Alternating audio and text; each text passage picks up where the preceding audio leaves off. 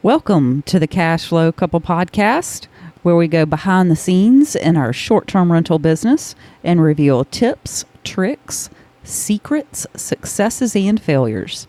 Whether you have 0 units or 100 units, this podcast is for you. I'm your hostess with the mostest, Wendy Williams, along with my husband, John Williams. Together, we operate Queen City Suites, a short-term rental business here in Charlotte, North Carolina.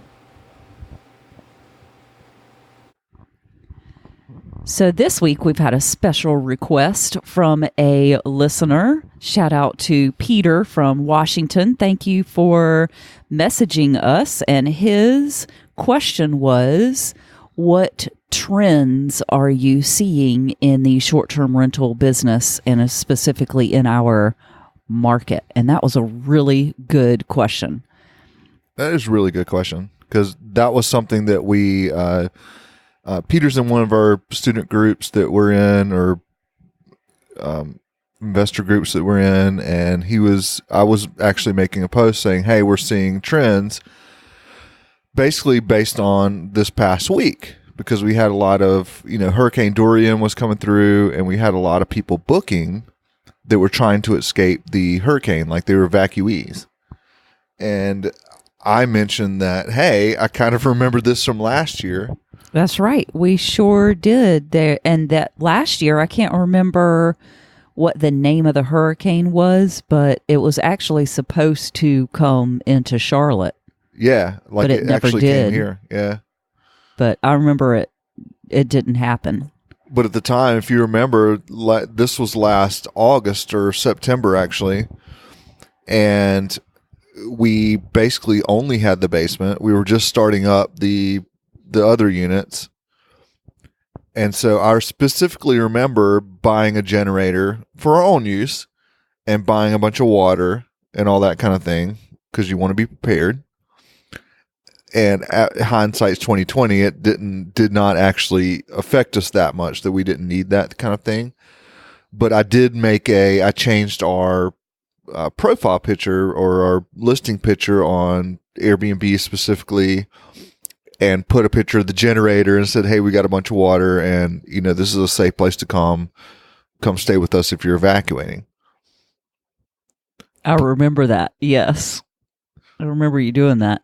But that actually did not work. You would think that would be great marketing, but we did not have somebody stay that weekend. I just remember it last year. Nope, nobody stayed with us. They did not stay with us.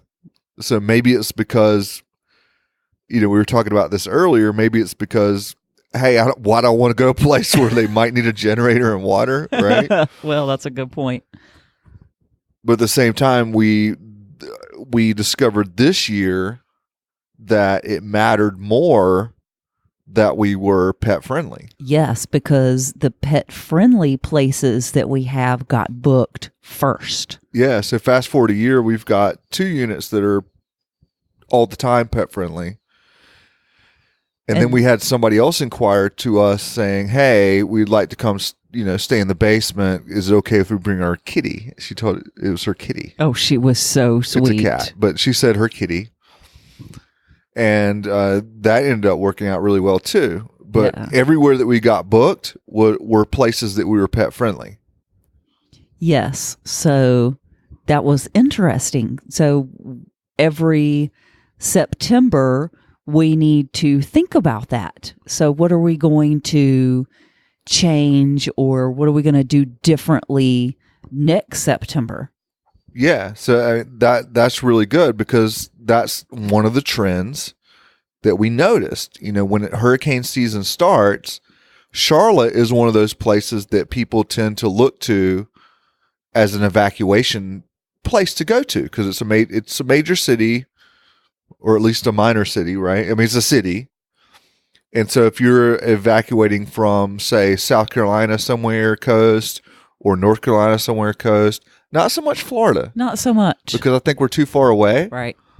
But if it's going to hit South Carolina or North Carolina coast, then people start looking inland. And the first bigger city that you come across is Charlotte. And that's where our units are. And so we actually had quite a bit of inquiry. It was a busy week. It was, which was interesting. And Because a lot of September is normally a pretty slow time for us. well, that's a good point. So rewind, like one of the other trends that we know, not twins. I almost said twins. Twins. One of the other trends that we noticed was, remember, It's like that dude from that movie, that 80s movie. You know what I'm talking about? no, I don't. You're not to explain that. Oh, we're talking about, is this the one with Arnold Schwarzenegger? No. It's the, oh, shoot. What is the name of that movie? Wove. Twoo Wove. I have no idea what you're talking about. Pablo Montoya, you killed my father. Prepare to die. Oh, that is, I understand what you're saying now. That What is the name of that movie? We have the poster downstairs in our basement. It's not Men in Tights. No. It's got that same blonde-headed guy, though. Yes. Oh, I'll think of it in a second. Oh, me. Now, you can't bring stuff on the podcast that you don't know the title to. I can't remember right now. Because somebody else out there is screaming, I know what it is. Right. I'm sure y'all have to let me know what it is. I'm gonna remember. And somebody else out there is like, the 80s. That was like 40 years ago. Well, guess what?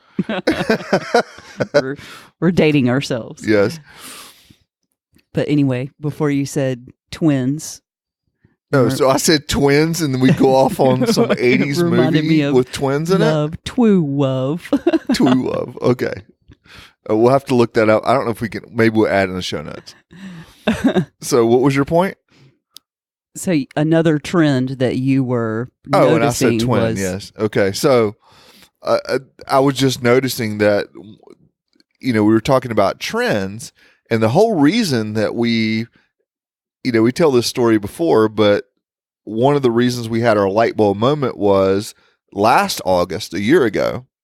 This is September, but a year and a month ago, we said, hey, we made like $1,200 in the basement this month.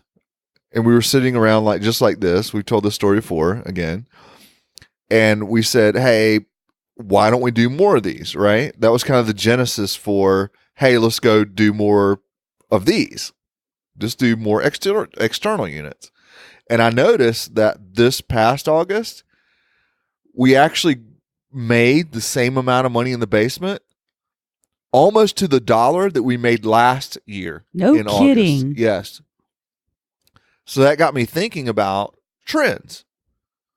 What can you expect? What are you going to... Princess Bride. Princess Bride. Yes, one of my favorite movies. Yes. Okay, sorry. Keep going. You're not listening to me. You're thinking, I am. But I'm so glad you came up with it, because it would bother me forever if you didn't come up with it. Princess Bride, yes.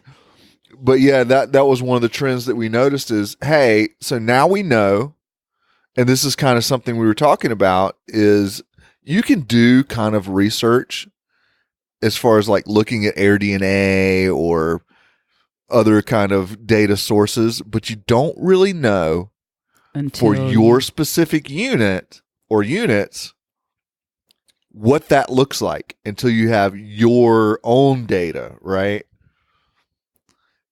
And I thought it was really interesting that in the basement, we did almost the exact same number this August that we did last August. That's interesting. So that tells me that that's repeatable, but for August. Right. Just for August. Yeah. And then you have to kind of look back and say, was July the same as last year? Did you do June? That already? I haven't. I just thought of it actually, but that might be something interesting to look at. But most of our units, we did not start until around this time last year. Right. So we're just now coming up on 12 months of data where we can say now we're repeating months. And is this month like last month or that month last year? And September is very much that way in that it's hurricane season. So in September, if there are hurricanes, then we can expect that we're going to have people wanting or needing a place in Charlotte at one of our units to escape the hurricane. And we also know that our pet friendly places tend to get booked before our other places. So you know what that tells me. Yes, and this was your really good idea. So tell everybody what your really good idea is based on that data. So based on that data, I think that we should make all of our units for September pet friendly. Yes. Only for September. Only for September. So even the ones that are pet friendly year round, we'll leave those. Right. But then the other ones that are not, hurricane hits, everything's pet friendly. Everything's pet friendly. Yes. Why not? Exactly. I mean, September's normally a slow month for us anyway. Why not be able to accommodate those people? And we will get booked first before everybody else. Because or booked it all. Well, yeah, there's that too. Because the thing is, you would think that, okay, there's a bunch of people evacuating the hurricane, then I should raise my prices and I will still get booked. But that's not the case because It's combined with September is really slow. And so there's tons of inventory in Charlotte. Exactly. That's so a really good even though point. you have people coming, you don't have other people coming. Right. So there's more units available in September than demand, than people coming. So the supply is... even with the hurricane. Right. Yeah, even with the hurricane. So the supply is still there. It's still the same, right? But the demand is lower. Yes. Because September is typically... I mean, everybody's gone back to school and people aren't typically going anywhere. They're not traveling so much. You're right. That's why September is not as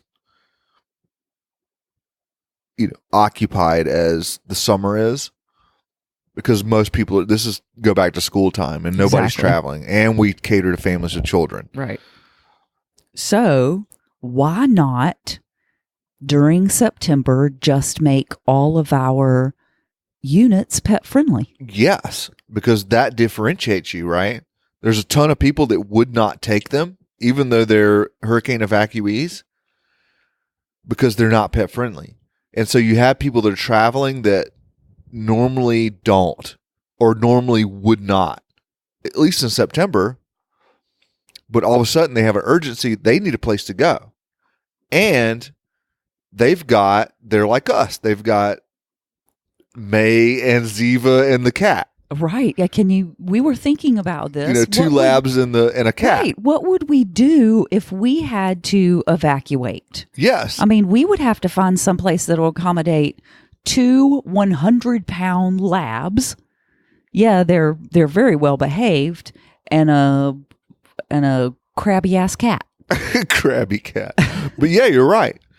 And when you become a consumer and start looking for places and start clicking that like pet friendly button, then a lot of places that are pet friendly, some of those you're like, I don't know if I want to stay there. Well, do you remember that place that we stayed at? Was it last year at Topsail Beach? Well, no, we were going to Topsail Beach, but it was right outside of Topsail Beach, and that it was a hotel room, but it was pet we friendly. needed a place to stay. Yeah, it was, and we only wanted one night, I believe it was. So, well, that's tough too. Yeah, right. So we found a hotel room, but it was so small. But that was the only thing available. It really was. Nothing else available for us. Well, that's not true. There was something on, because I always look on Airbnb and HomeAway and all those because we're hosts, so why not look there? But there was one place that we could book, and it was a house, but it was like $585 a night. A night. But it was pet friendly. They would take the dogs.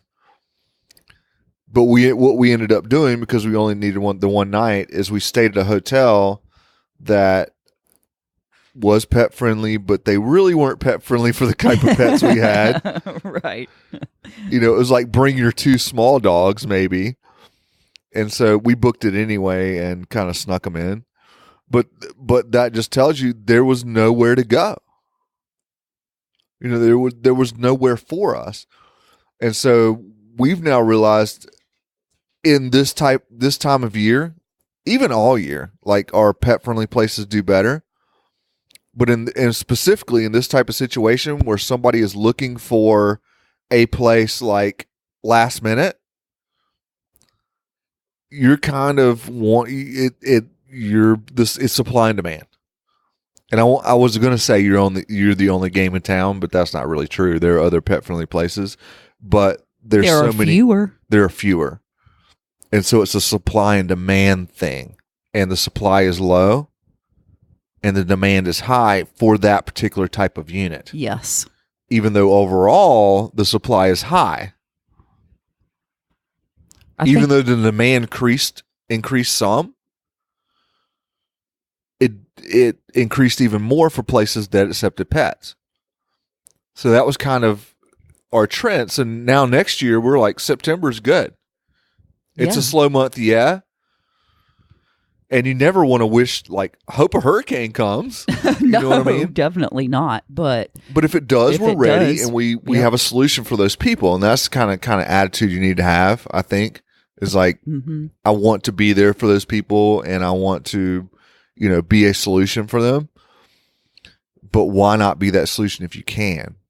Exactly. So that's our trend for September, basically. Plus, we are those people. So why not host people like us who have animals? And I mean, we know how to cater to them. And somebody suggested that we put water bowls in the units, which I had never thought about before. I think it's a really good idea. I think so too. But doing that for September, because September is a slower month for us, also made me think, well, January is a slower month for us as well. Why not do the same thing in January to make all of our units pet friendly? Yeah, so that was kind of your genius idea, I thought, was, hey, just because it's pet friendly doesn't mean it has to be pet friendly all year. And why not make it pet friendly when you're slow? Why not? If that's something that I think it's a great idea. Get your occupancy higher. Yep.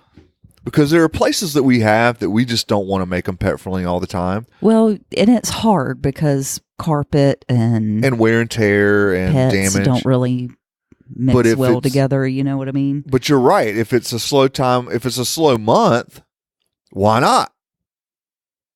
Why not do that? And then you're able to, boost your occupancy for that month, and then just kind of turn it off and say, well, we're not pet friendly for these months. Right. And I think that's something that a lot of people don't think about doing is, seasonality isn't always the seasons. And we've said this before, seasonality doesn't always mean, spring, summer, fall, winter. Seasonality in this business means January, February, March, April, May, June, July, and August. So there are actually 7 seasons, the way we look at it.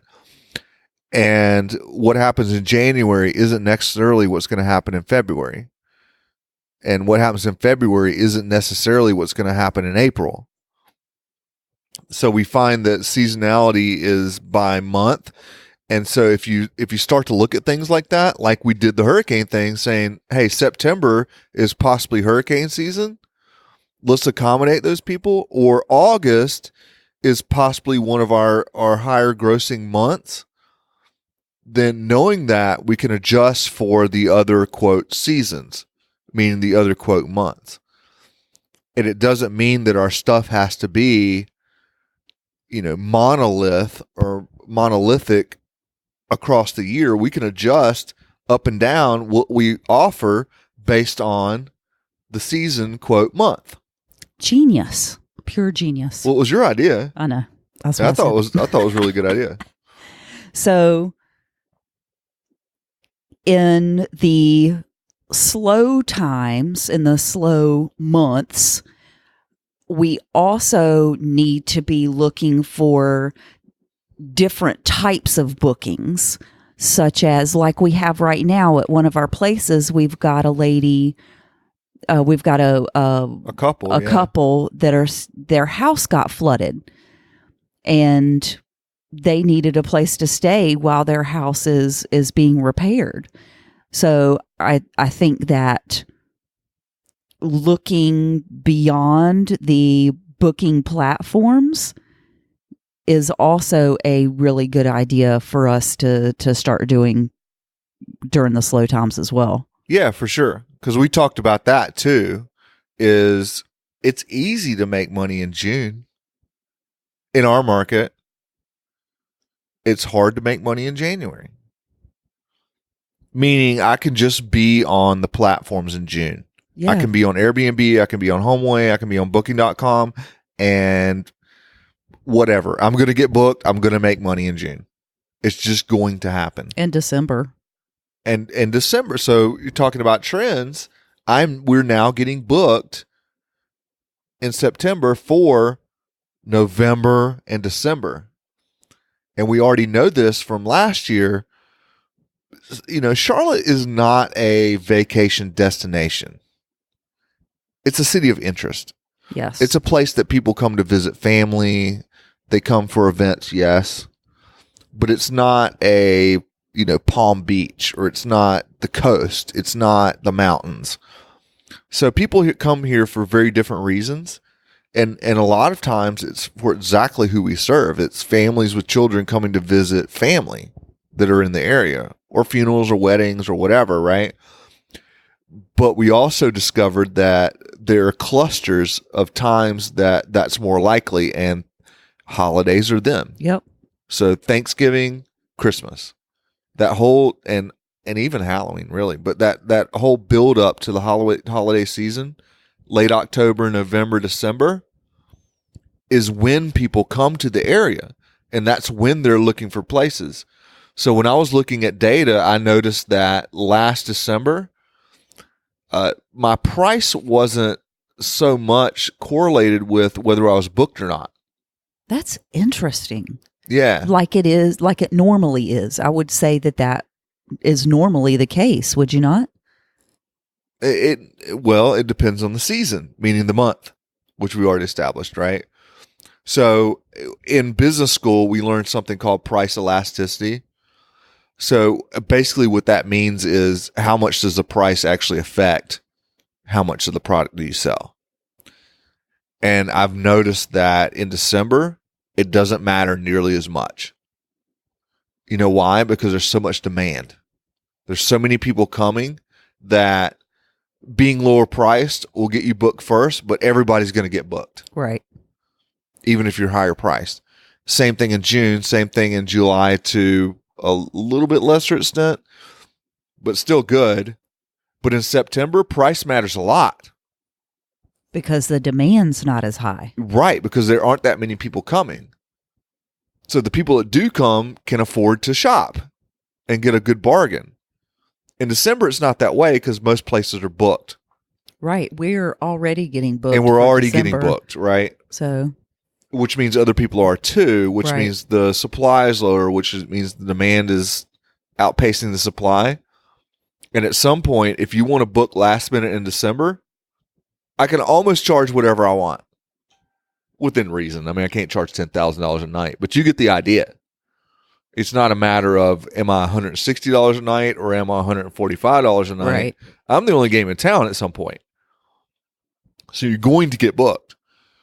And that's interesting. That's something that you need to know as a business owner, because I know in December I can charge more and I can be comfortable with that.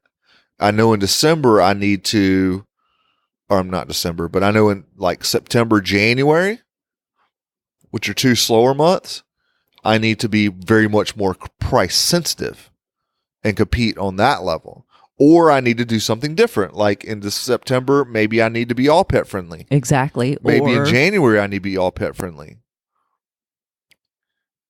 Or maybe I need to be looking beyond the platforms in those months. Specifically.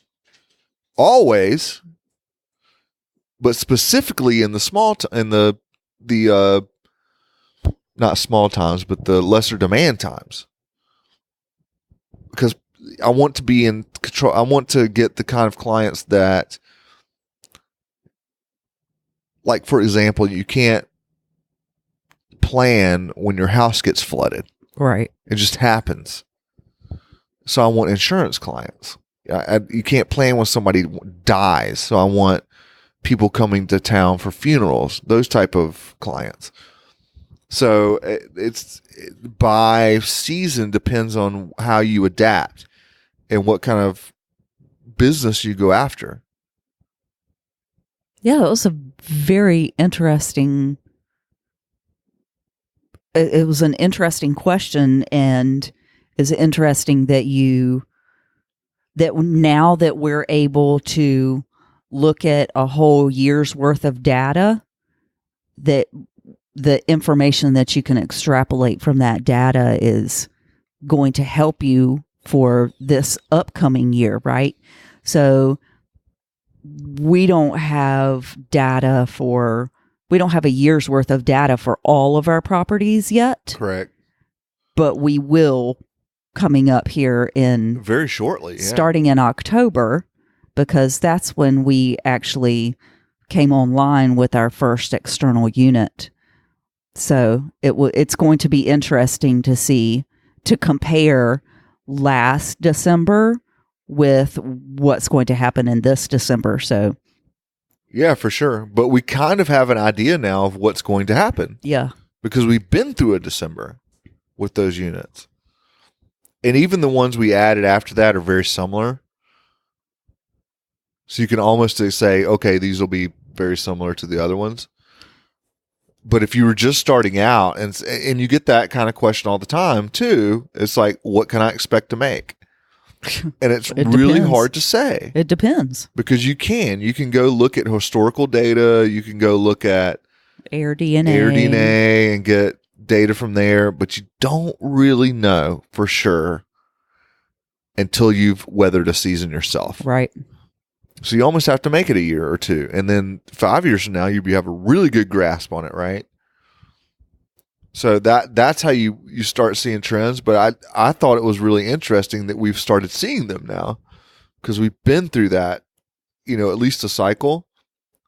With the basin, we've had it a couple of years, but all of our other units are approaching basically 1 year of data. You say data, I say data. Did you notice that? Oh. You also say aunt, and I say aunt. That's true, but that's us getting off track again. we started recording this, and we're like, all right, here's our topic, unless we go off track. We try not to very much. But that's the way our conversations go, It's like, squirrel. But yeah, that's, and you're true. I said, you say data, and I say data. But that's the kind of thing we're noticing. So what we're doing now is starting to adapt how we operate in particular months. Like, what are our prices? What are our amenities even, right? Are we pet friendly or not? In September and January, yes, we are. Like everywhere. Yeah. So I thought that was interesting. Yep. I mean, I think that's pretty much it. I mean, those are the trends I've noticed so far, as far as, what to do and how to do it. And I will say the hardest part is figuring out how you should be priced, what you should be doing in a month that you haven't been through. And that's been our biggest challenge. So what I would say is, do your best, do the best you think you can do, and then try to get through a year, basically. And then you'll start having really good data for your own stuff. And you'll know, how do my particular units, perform in that particular month. And that's really what it's all about. It's month to month. It is. It's month to month. And that's really good advice. One thing that we did learn last Thanksgiving was that people will cook their Thanksgiving turkeys in your oven. That's true. We had somebody stay with us like for Thanksgiving and had their meal. And you're right. There was like grease in the bottom of the oven. And then like the next guest complained about it. The next guest complained that there was grease. Actually, I think it like caught on fire or something. So. I mean, it wasn't like a big deal, but right. It was like smoking or something. So now we know that we need to get the cleaners to pay special attention to the bottom of the oven after Thanksgiving. Yes. And that's the kind of thing that you just can't get from looking at AirDNA data or, you know what I mean? Yeah, sure. It's something you almost have to experience and say, oh, now I realize this might be a problem. And hey, let's make a note of that so that next year, because that's the next time you have to address something like that, here's what we're going to do.